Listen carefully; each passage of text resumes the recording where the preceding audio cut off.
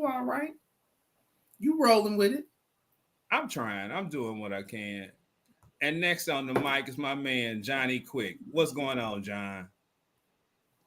Hey, life is going on. It's great to be alive. Hey, we to have fun and enjoy each other's company. Okay, can't get any better than that. And last but definitely not least, Mr. William Coleman. How we doing this evening, sir? Dog, I'm good. Hey, JP and John talking all morbid shit. They got me scared. I'm like, what's going on? Why Did do we say why something? nobody What did laugh? we say? It was morbid. It didn't seem joyful. You Oh, gotta What? let me laugh or rephrase something. that. They Smile at trying the to say people. liven up. Woo. You can move. Yeah, No, I'm just letting you know that you sound all right. Hell. You make when you be out somber, you make me have heart palpitations. I mean, I'll be. You Well, gotta that's liven also up. because I'm you good, old. bro. Oh, All it just so right. happens that I'm younger than you. We didn't even say that It though. That part just so was happens not I'm younger than necessary. you. LV, I'm Nigga, good, I'm man. younger Hey, than listen, all of y'all. So that was when unnecessary. your birthday, John? Oh, well. My birthday is in a couple of weeks, and you might be Yeah, I'm younger, younger but than I all look y'all. younger than everyone. I look younger than You do everyone. look young. I You thought do. Johnny Quick was younger than you, LV. I'm the youngest. My birthday's in July. Huh. Yeah, Hmm. I Y'all just both got a lot old of as snow hell in I still. just got a lot of snow in the forest. That's all. And I just got that baby face. So This Yeah. fool looked the same that he looked in high You school. I'm know, trying to figure out what see, the hell's going on. listen. This is what happens when somebody finally accepts they can't grow facial hair. They start acting like Johnny Quick. Yeah. I'm just young. You got No, you just listen, can't grow hey, facial hair. hey, but at least it ain't in the top of call it your what you head. want. Call it what Hey, you want. hey, at least it You ain't in just the can't top grow of your facial head, hair. so That's all you that good. is. Good. I'm getting All a I little know, the fool snowball. does look young. Okay, whatever he doing is working. Yeah, I I'm getting a drink little plenty of sunroof. water. I trade some of this for some up here too. I don't know what y'all talking about. You But hey, let's get listen. on with the show. We're gonna keep it fun. We have a little thing here we like to call good, bad, or ridiculous. Now, last week I'm showing a date around June 9th or June 10th in Odisha, India. A elderly lady, 70-year-old resident from the village of Rapal. She was actually trampled at a watering hole by elephants. And it's very tragic, but there is a backstory to to this How old tragedy. was she? She was 70 years old, Yeah. and that's very tragic. But the rumor through the village is basically they were poaching the elephants. They're Asian elephants, which are on the endangered list, and they actually Hold were up, hold somehow up. able to pull away. Did you say the rumor through the village? We're not Because going they're with not supposed to factual be data poaching. tonight. They're not supposed to be poaching. See, so The rumor in the so The village. and that's rumor. the thing. Hey, and because the Look, elephants are on the endangered list, there's no action that can be taken against the elephants. listen. Hold up. Let's Let back me get it up, out. dog. Let's back up. Because Coleman's point is the rumor through the village, like not word on the street, word through the village. Right. The rumor through the village. But The okay. village. All right. So, Now, like I said, the rumor through the village, they were poaching elephants, which is illegal. Okay. And they were able to get a baby elephant from this particular elephant. All right. Well, later on in that day, that mother elephant caught Maya at the watering hole, and she proceeded She must have to heard the attack. rumor too. She proceeded to attack and stomp on her. They say she slung the body all kind of ways, and from one last sling, they were able to get her to medical attention. But unfortunately, she did not make it. Now, this is where there's a twist.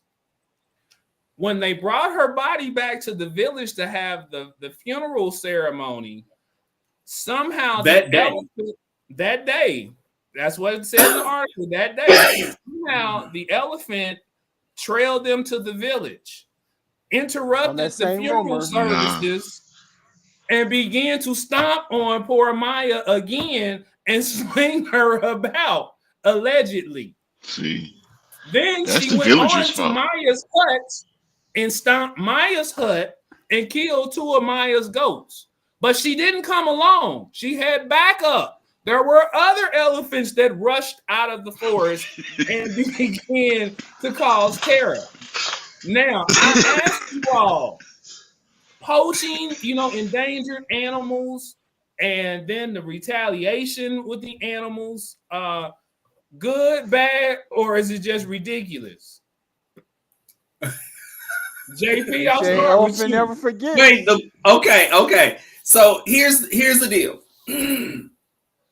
Of course, poaching is bad. Bad is an understatement for what poaching is. It's horrible. It's a horrible act. And what is interesting is that they did talk about other animals, tigers, who have tracked down poachers, traveled across regions in India, or to track down poachers who had taken like their cubs and they kill them. And so this elephant, I mean, it's the poaching is bad. I don't know how to say this without sounding cruel, because this was a 70-year-old woman. I can relate to where the elephant was coming from. And when you think about it, when an elephant shows up at your funeral and stomps you up out your casket and rips you from the remains of the casket and slings your dead body around for a second time, people need to stop poaching, because it's real dangerous activity to engage in. So yeah, poaching is bad, and I can empathize. What was the name of the elephant? It was an Asian elephant. Oh, they didn't give the name. They didn't name the elephant. No. There, it was just that's the type of elephant. Okay, I can Jump on your behind elephant. I can empathize with where that elephant was coming from, and we need to come up with a name for that. We need to name that elephant. Hey, submit a name in the comments, and we'll give it one by the end of the show. We gonna name that elephant because she kicks Johnny, ass. quick. So what's your take on it? Well, it's a terrible loss that the lady lost her life, but it's bad because, as rumor has it, she was poaching, and that's really definitely bad. And apparently, it's so bad that the rumor got through the animal community, and they decided they're going to take matters into their own hands. They were not going to allow justice to prevail where the police got involved. The mother said, "You know what? I believe I have all facts. I'm going to go handle this." And then the lady unfortunately died. The elephant told the rest of her squad, "It's like, you know what? We got to make a lesson. We're going to have to let them know." So she brought her gang back. They stomped on the funeral, stomped on the goats. They stomped on everyone involved. They were like, "We get back. We going to roll up and handle ours." And that's sad it happened, but they said elephant doesn't forget. And they made sure they made that point well known. We didn't forget what you did, and you're not going to do it again. It was straight gangster, and let them know they gonna feel us. We about to ride. We about to go ride out. They got a little man. They got a little man. All right, they said we're not gonna hold signs. We're gonna go handle this directly. to the source. Okay. Mm. All right, William. Good, bad, or ridiculous? Dude, is it? It's ridiculously good. But you know what? You know what? And before I comment on that real quick, at least Gerald is very consistent. You know what I mean? Because when we had the whole Kevin Samuels conversation, Gerald was like, "You got to hold him accountable, whether he dead or not." And even though he didn't go that far tonight, Gerald said Grandma got to be held accountable for poaching. I don't give a shit if they stumped her funeral. Grandma got to pay these kids. It's time to pay the piper. So, and then they want to name the elephant, dog. They trying to humanize the elephant so they don't make us look at it like, it's just a beast out here stomping on people. You know what I'm saying? What is she wrong about Grandma in there? What if the village rumors is wrong? Grandma innocent. You know what I'm saying? They trying to humanize the elephant, dog. But it's funny, man, because they say that everything is connected, right? Mm-hmm. And we are no more disconnected from the animal kingdom than we are with one another. And if that is the case, this is a pure example of that. It's ridiculous from the standpoint that you make an animal get outside of itself. You know what I mean? We don't hear about elephants really stampeding and stomping on people just for the sake of it. So your actions have gone so far in a connected world to push an elephant to the point where it becomes outside of itself. And if you look at every conversation at some point in time these last several weeks, the Will Smiths, the various people we've talked about, there has been an action that has made them get outside of themselves. So if you think about nothing else, that story within itself, when I say it's ridiculously good, should drive you to look at who we are in the world, our connection from a spiritual standpoint, the 6 degrees of separation. It should really drive you to think anew about who you are and how we are connected to one another. So any level of hate that you have is eventually going to come back to you. I don't care in what realm you're talking about. You know what I'm saying? Grandma Yeah. ashes just got put in the wind by a stampede elephant. You know, I mean, it Well, really he came from a about some deep things. You know what I'm deep saying? standpoint. The elephant made Grandma ashes when she came back. So. Made them ashes and then put her in the wind. But you know what? I Slang agree her with you. several times. I agree with you on the ridiculously good, and I'll say it's karma because, like you said, you're not supposed to be poaching. So one evil deed. I'm not even going to say what the elephant did. I just look at that as a mother's love and what a mother will not, how far a mother will go for their child. We as fathers, we extend and we do a whole lot too, but people gonna learn. You don't be messing with little Ray Ray. Mama don't play. Mothers will kill for their for uh for their young.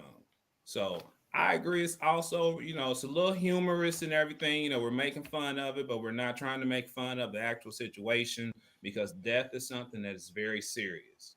It's something that we all have to deal with at some point in our lives, sometimes much earlier than others. Sometimes we're able to avoid it. Sometimes we seem to be just pretty much just showered in it. So it's a pretty good segue to switch over to what today's perspective actually is.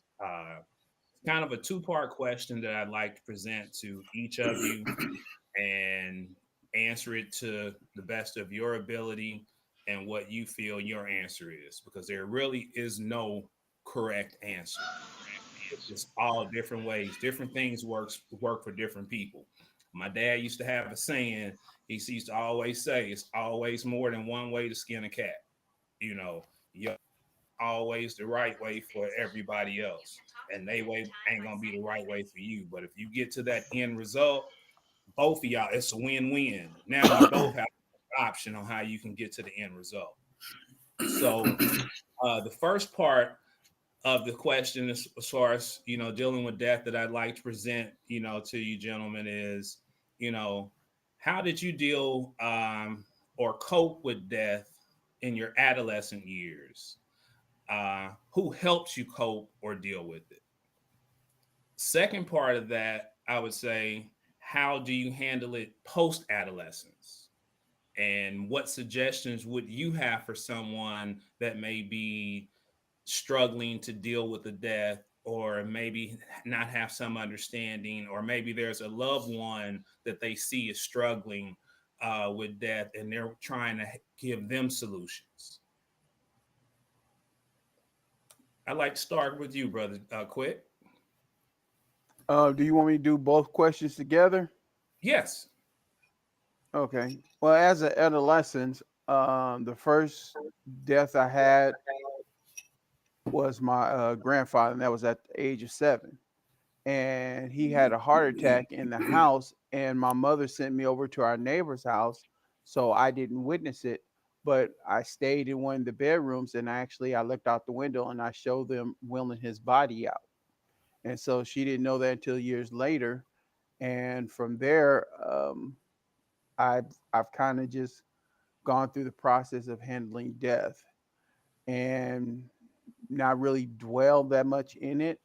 Um, as far as the closest death that I had since then was my mother. Can I And stop you right there, John? yes, 'Cause yes. I'd like to ask you a question about when you say your first experience was at 7 years old. What kind of Hmm. effect did it have on you? Did it have an effect on you? It didn't have an effect on me because I didn't know the tragic of it. I just knew my grandfather wasn't coming back, and I think I was just too young to really embrace the sadness of it all. And a Okay. few years later, my grandmother passed at the age of 9. No, I was 10 when she passed, and that was sad for me because the reason why she was in the hospital, and and around that time is when the Rubik's cube came out, and I used to play with it, never could solve it. And she's like, and I always get one side, and she said, "Well, when you ever get more than one side done, or something like that." And the day she actually died, I was sitting in the hospital, and I was having to be playing with the Rubik's cube. And the day she died, I actually got two sides, but unfortunately, I couldn't share with her at that time. So I experienced that little sadness there because I wasn't able to share a good memory with her. But that's pretty much how I've operated. Because when my mother passed, and something she taught me and raising me is everyone grieves different. And so what I've learned is when people have lost parents and lost loved ones, I just say, hey, I'm here for you, because after 2 or 3 weeks, that's when the calls and everything stop, and that's probably the time you need someone. And I tell people, don't let people force you into how you should grieve. You grieve the best way for you. And so when my mother passed, I had a very great relationship with my mother. She didn't want for anything. I took care of her, um, made sure she was good, and people didn't realize how strong I was, because I wasn't one of those that was sitting down crying, upset, or because she raised me. You don't make decisions out of emotion, that being good or sad. And I knew I had to handle business. And one thing happened before she passed. I had a dream about her passing a week or so before, and how I would be in the right mindset to deal with it. And so when it passed, I was very level headed. Matter of fact, someone called my house and they were asking me, "Well, how are you doing? Are you all right?" And I'm just normal, like nothing has happened, talking to them. And then I guess they became frustrated because I wasn't showing any emotion, and they asked to speak to someone else to make sure I was okay. And I'm like, I'm fine. I need to handle business. I know when I need to have my moment, and everything, after everything was taken care of and handled, I had my moment where I was just to myself, reflect, and shed a tear. And then after that, I go through the times where there's a memory you want to share. Like one memory I'll share, and this is how I cope with post death. Recently, I graduated with my master's, and this is something only a few people know, that I didn't walk. And the reason why I didn't walk is because when I got my bachelor's, I decided I didn't want to walk, and I was happy with that. And um, but I found out later my mother was upset because she didn't see me walk. So when I got my master's, I didn't feel right walking because she wasn't here to see it.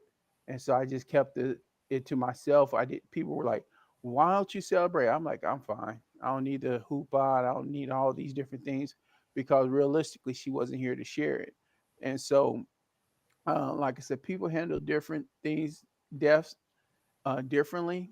There's a smell you might have, a memory that you may go through, a sighting that you'll see that'll make you reflect. And anytime that I really need to talk to my mother, I have a dream. All of a sudden, she pops up and she's in a dream, and we have a conversation, and I keep it moving.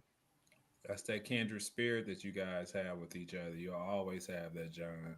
Yeah. That's all right. Let's keep it moving right along. Mr. Coleman, do you need me to repeat the questions, or are you good? Yeah, throw 'em out there again real quick. All right. Dealing with death. How did you deal with death as an adolescent, and who helped you deal or cope with it?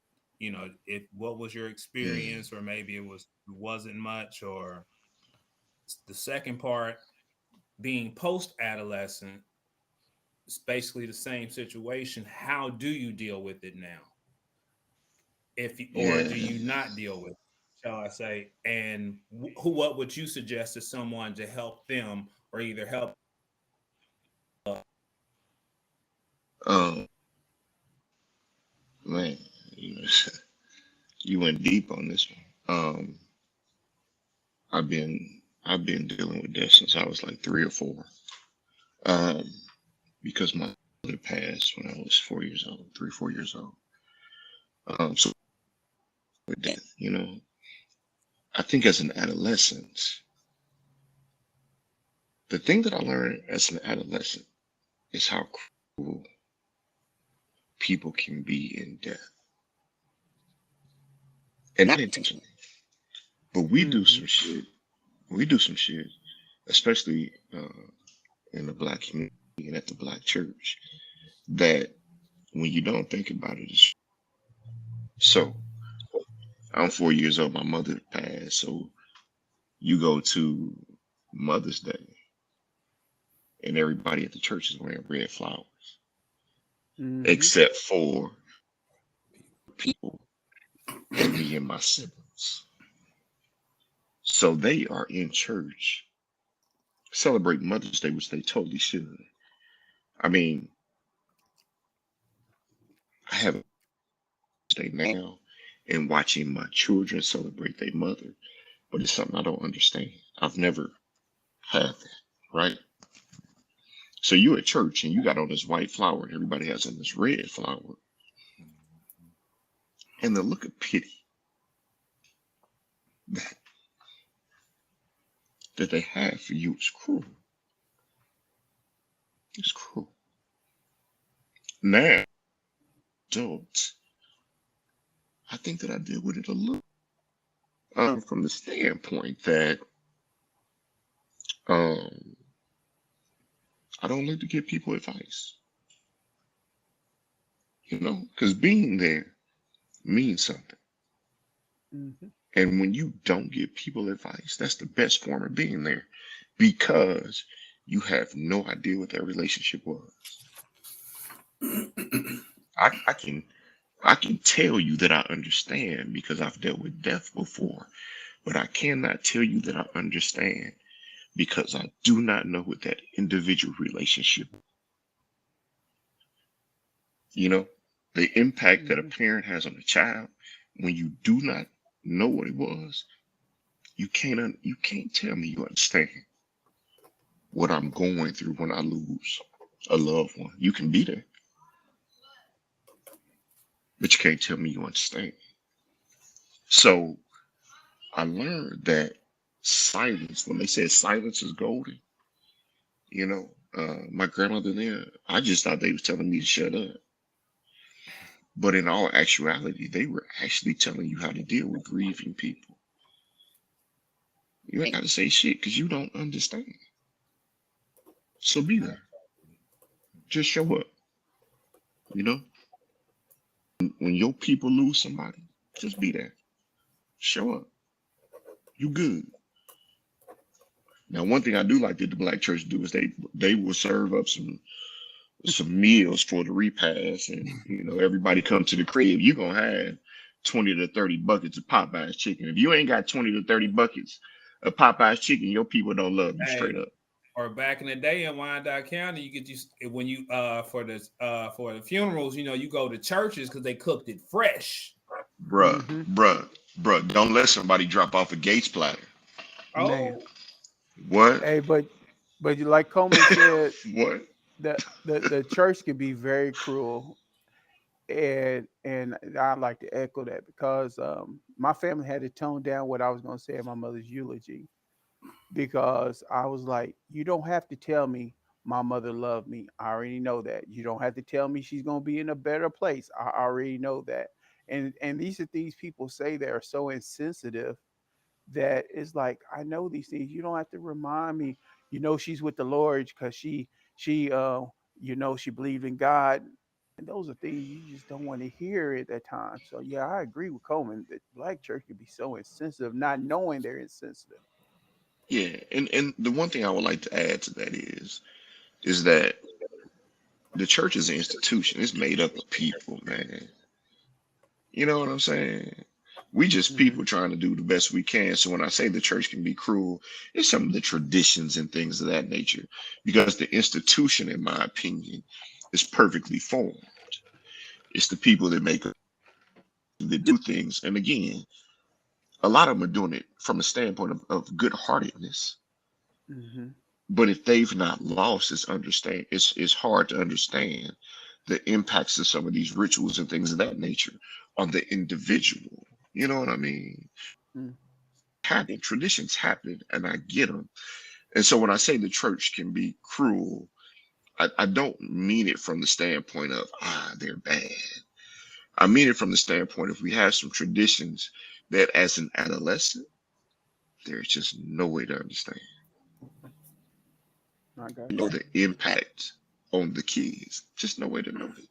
So these are just traditions and things of that nature. Like John said, the individuals can say some things trying to be good, just not know how to do it. And then let's also say this. I ain't built like my daddy and them.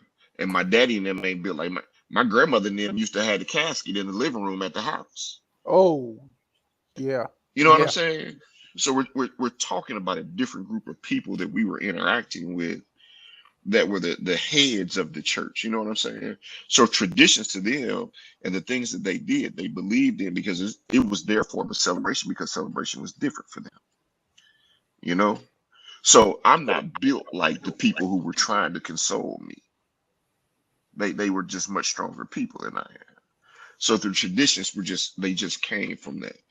And again, these traditions were pretty much meant for adults because those are the people who lost their parents. Now you get a kid and the siblings who come in, these traditions weren't built for us.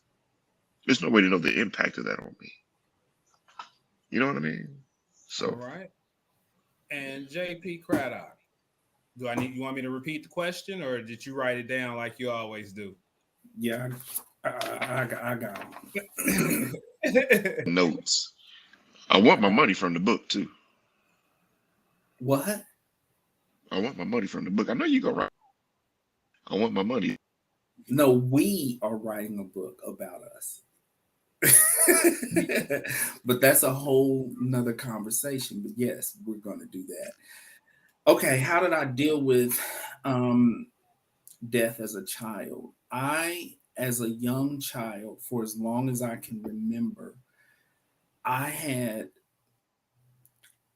I had such a close relationship with my mother, and my mother had diabetes, and she would also get like the flu sometimes and would be really, really sick. And so as a child, I lived with a daily fear of my mother passing, to the point that every night as a young child, I would pray for my mother to not die and would pray that I would die before her, going back as far as I can remember. It was like a haunting fear.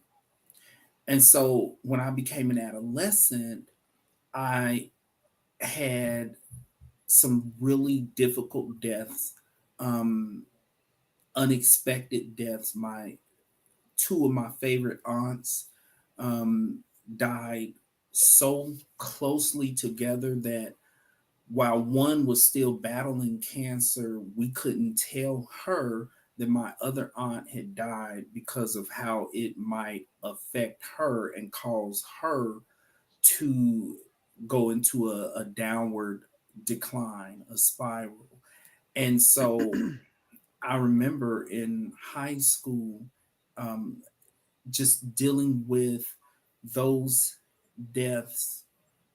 It left me with a strange kind of relationship with death, where, and mind you, my mother was still living at that time, that I had a fear of the death of loved ones, but I had experienced so much death that I was almost callous about the length of my own life.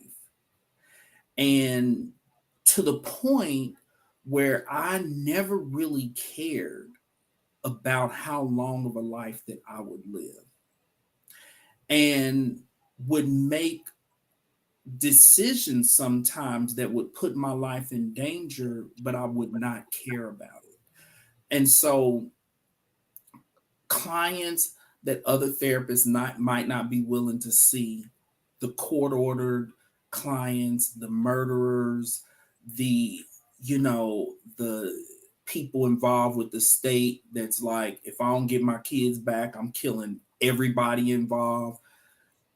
Those kind of clients that people typically wouldn't see, I would see them because I never really cared about whether or not I would die, especially since I still had that desire to never outlive my mother.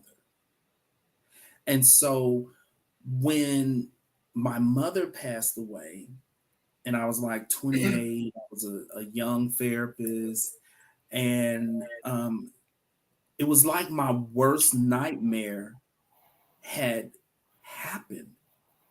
And so when you have been living in fear of something your whole life, when it finally happens, it changes everything. And so at that point, it was like I was almost fearless. Like the worst thing I could ever imagine had happened. And I remember it was like I was losing my mind with grief. My mother passed away. I stopped going to work, and I had just started a job. I didn't have vacation, I didn't have sick time. I was just wandering around my apartment crying all day, every day for days. I don't even know how much time passed. I just know that I wasn't going to work. I knew I wasn't getting paid because I didn't have any time, but none of it mattered because my worst nightmare had happened. And I think this went on probably for like 2, 3 weeks. Um, I wasn't talking to anyone. Um, I couldn't bring myself to talk about it.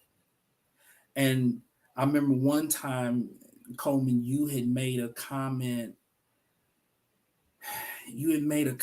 about how I was kind of distant at that time, and you were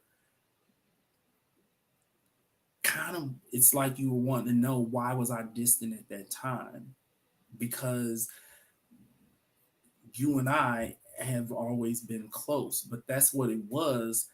I couldn't I didn't have the strength to speak on it.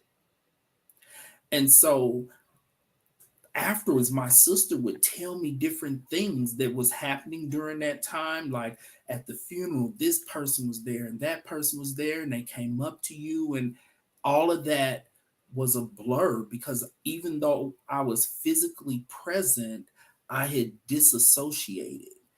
And so I didn't remember who was at the funeral. I didn't know what was going on. I just knew that my worst nightmare had happened. And after that, you know, what snapped me out of it was there was this morning that I was pacing back and forth and crying and like trying to, I was kind of about to have a nervous breakdown essentially. And I was like grasping, trying to hold on to my sanity. And as I was crying uncontrollably, I don't even know how much time had passed since I had got dressed, bathed, ate, or anything. And I felt, while I was on the brink of losing it, I felt my mother's presence come to me and her say to me, "You have got to get it together. You cannot lose it. You cannot stop living. You cannot fall to pieces." You know, and I had just became a therapist, and it was my life's dream. And, and my mother, she worked with kids, and she just wanted me to like pull yourself together. Like, So would get you it say together. so would you say that her motivation, her in your mind, her in your heart, is that what helped you cope with it? And is that how you deal with different deaths now? Or She pulled me from the brink of having a nervous breakdown. My mother came to me, her spirit came to me, and I pulled it together. and that's your I inspiration? contacted my supervisor. I went back to work. I did all these, like, I had to pull myself together. And I was crying in between all the sessions and losing it. And so when I would go down to the lobby and get the clients, they would be like, "Do you have a cold? Are you sick?" And I would just say, "Yeah, I got a cold," because my eyes were red. But I was like crying in between every session and then pulling it together to go down and get my client and have a session. And so that's my experience as far as death is concerned. When it comes to how I handle it now, once I became a parent, that's when I started to care about how long I would be present. Mm. That's when I started making decisions that would help me to be careful, to be sure that I am around, that I'm alive, because it's not fair to my kids for me to be reckless with my life. That's when I started caring about how long I would live. Um, for your question on how to help other people deal with it, there's for me, there's two sides of that. Outside of therapy, you guys have touched on it, that it's just important to be present. Um, don't say things that are cliche. Your mother wouldn't want you to be sad. Well, she's not here. I got a right to be sad. They wouldn't want you to be angry. I got a right to be pissed. I have a right to be pissed. I lost someone.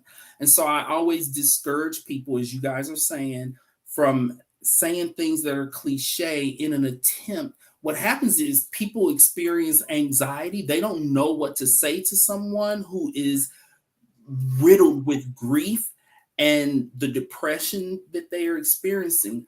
And so it's kind of natural and innate to try to say something to make a person feel better. So we have to remember that when people say these things, it comes across as insensitive, it comes across as cruel, but their heart is in the right place. They are trying to give comfort. But what I always say to people is, you give comfort by, as Coleman said, just being present. You don't need to come up with something to say. They wouldn't want you to be sad. You got a right to be sad. You be present with the person and allow them to feel whatever they're feeling. Now, in therapy, it's different because I do a lot of grief and loss work. It's one of my areas of specialization, of course, because I had issues with this Several. when I was younger. And so usually when I get people in therapy, they are bordering on experiencing what we call complicated bereavement. They have gotten stuck, which I can relate to from what happened with me when it came to my mother.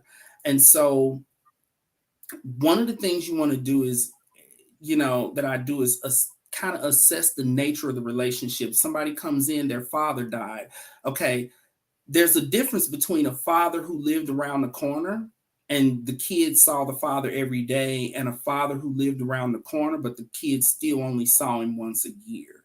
And so I always like to kind of take a look at the closeness of the relationship, whether at the time of the death, were they in good standing or bad standing? Because when a person, you know, experiences a loss, but they were in good standing, the relationship was in a healthy place, they tend to deal with it much better. When they're in bad standing, like, well, my father was never around, and the last time I seen him, I cussed him out and told him he was no good for nothing, non-kid visiting, non-child support paying piece of horse shit. And then the father dies. That can cause a person to experience some guilt and some regret. And so I oftentimes have to help them to work through that, because that can become complicated bereavement, and allowing them to forgive themselves for that interaction, because despite the fact that the person passed away, when they said what they said, it was true to the situation, and we have to respect that. Don't make people feel bad for how they reacted to a person when they were living just because the person died. As y'all already know, that's just my thing. I don't believe in people carrying guilt. I feel bad that I said mean things to my father because he was never around and now he's dead. Okay, but the things you said was the truth. So you can be sad that he has passed away because you're never going to have a chance to have a better relationship with him. But what you said was the truth. You don't need to feel guilt for that. You can forgive yourself for that. And so We the don't need goal you to is revisit how you feel about people that are assholes when they're living, and not to, call them like out for being an asshole when they're dead. the truth is Okay? Hey, the listen, truth. Right. listen. If anybody tombstone get kicked over and they ask me, who would you suspect? I'm gonna be like, Exactly. I don't even know if he I don't Hey, even know if he knew that woman. I bet Yeah. you he kicked her matter of tombstone over. fact, matter of fact, That's we can why call that elephant JP Craddock, because that elephant did name not care actually ain't that even lady need was to be an dead. elephant. You're right. JP. Hey, let me But listen, can I this I wanted to add one piece in, Jordan. I know you're ready to finish up, but I want to tell you about something with funerals with Drill. So go ahead. okay. That perspective, though, when a lot of the people who come to therapy grieving, it's guilt. And that perspective is how I help them to release themselves from guilt by focusing on, it's like reality therapy. That was the reality of the situation. And so it allows them to not feel guilty, like, that's true. That was our relationship. That's who the person was. I don't need to feel guilty about it because they died. Because guilt can drive a person insane. And so working with people to release the guilt. But for everybody, what helps the most is challenging the finality of death. And what I mean by that is people heal from death so much better when they don't look at it as being so final. And so what I always challenge people to remember is that when you love someone truly and wholly and sincerely, your spirits are always going to be connected. Your souls will always be connected. So when a person dies, we're losing the physical presence, but you will always have that connection to their soul. And so whether it's like how Johnny Quick was talking about, how his mother will come to him in a dream, or if it's how I'm talking about in my darkest moments, I can literally feel my mother's presence and hear and feel what she has to say to me. When we look at death as not so final, that is what helps people to move on, knowing, okay, you can't see them, you can't touch them, but their soul is present. They will visit you. They will watch over you. That is what really helps people tremendously. Okay. What were you going to add? That's it. Like there's a tons of, like I could go on with this forever, but those are the main things that I like to look at. Did you notice how he just normalized that whole paranormal thing he told us about a couple of weeks ago? You just noticed that shit? Okay. Oh yeah. But anyway. He just made ghosts real. So the second part of your question, I don't think I really answered it well, but it was you were asking about how we deal with death now. And for me, I always said that I wanted to speak at people's funerals who matter to me, to focus on small things, you know. Like my grandmother was her Kool-Aid, my father, it was our relationship to shoes, and how those things tie back, right? So I've had an opportunity to speak to my grandmother, my father, and unfortunately my sister Rhonda. Well, this is what pulled it all together for me. Gerald told me that he's putting me down, funeral, right? So it finally hit me, and I'm like, he's booking me like I'm a funeral speaker.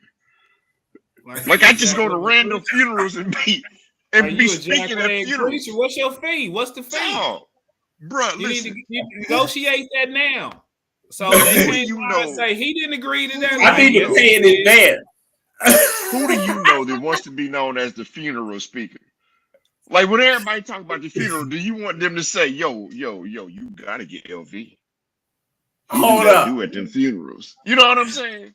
And but wait a minute. That brought some levity to me, and it helped me to understand that. Again, you just got to be there and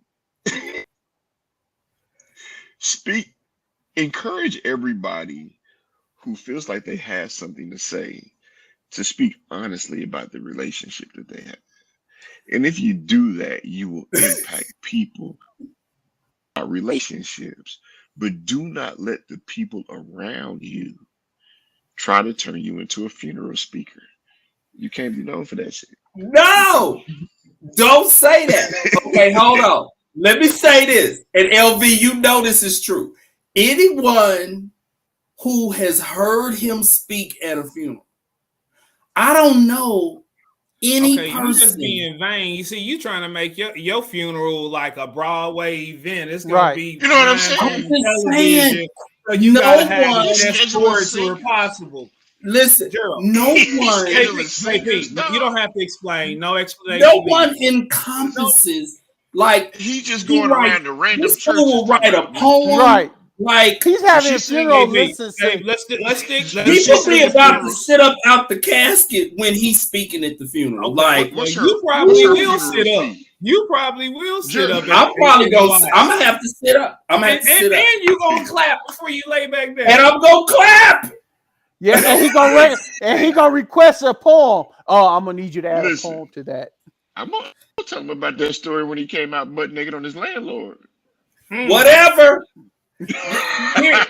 Listen. Here's something to think about. When it No, I'm comes not to doing that, a Just. funeral, I'm not a funeral. when You it can't comes to schedule me. a I'm not a funeral, very about you you. are a funeral Okay, speaker. You got JP, one last funeral to JP, speak at. JP. He got Thank one you, more. He on, JP. Thank you. he All on that right, stuff. all right. I'll give my little brief synopsis because we are running a little out of time. For me, it was a little different. My first really any remembrance of any death. I lost my grandmother when I was 3. Really don't remember that much, other than just hearing family stories. The first death that I can say that I can really recall is when my grandfather passed. I was 6 years old. I vaguely remember seeing him in the casket. And then the rest of my childhood, as far as when it came to deaths, it was almost as if it was hidden. Unless it was someone immediate.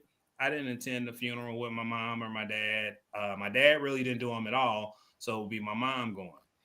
And I can remember when one of my uncles passed. I was probably maybe 11 or 12. Now that one, it was like I seen things that I had never seen before, but it still really didn't really affect me that much because, like with my grandmother and my grandfather, I was so young that it was just that they just weren't there anymore, and I had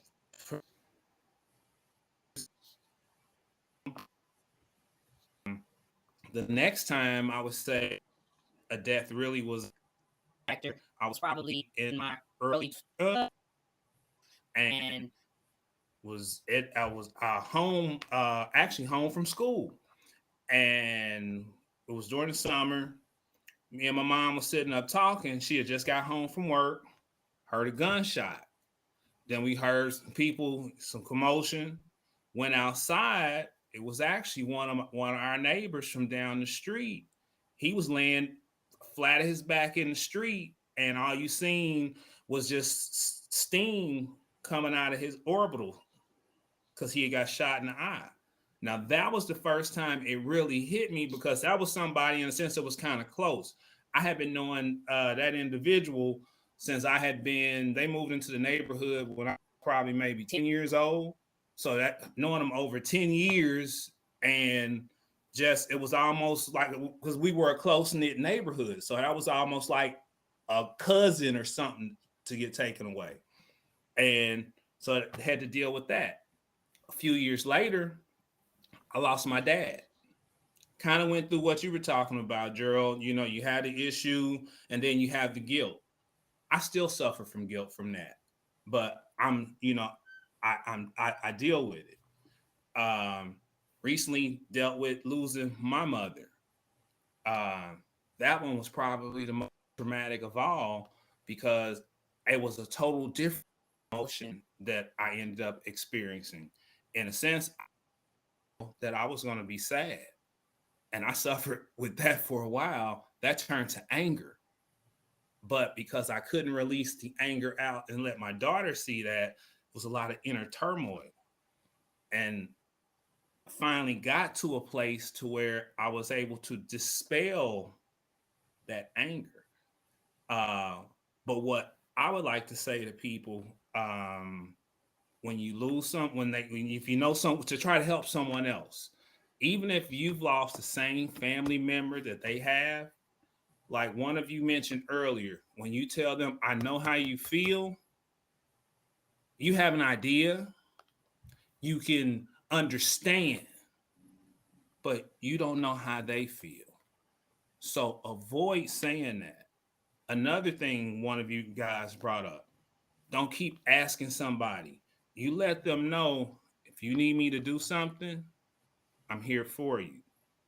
You check up with them. That don't mean you have to be on the phone with them or sitting there by them 24/7. Mm-hmm. Because if they need you and they call, you show up. you got to drop everything. So we're starting to run a little bit over. Hopefully we weren't too serious or brought y'all down with all this morbid talk and everything. I didn't cuss this week. Well, I like So to add our viewers have chimed in and said that this was a really good show because it allows to see black men actually showing their emotions, showing true feelings. So it may have been morbid to some, but I think it was really need to be had so people can see us in a vulnerable state and can relate to one of our stories and what they've dealt with and had to face with. yeah, it And was on all that right. note, I just say, didn't feel right cussing. But I still love myself, y'all. oh, here we go. I And still love on that myself. note, please like, share, subscribe to our I channel, and we are love out. myself. Hey, if I don't know how to touch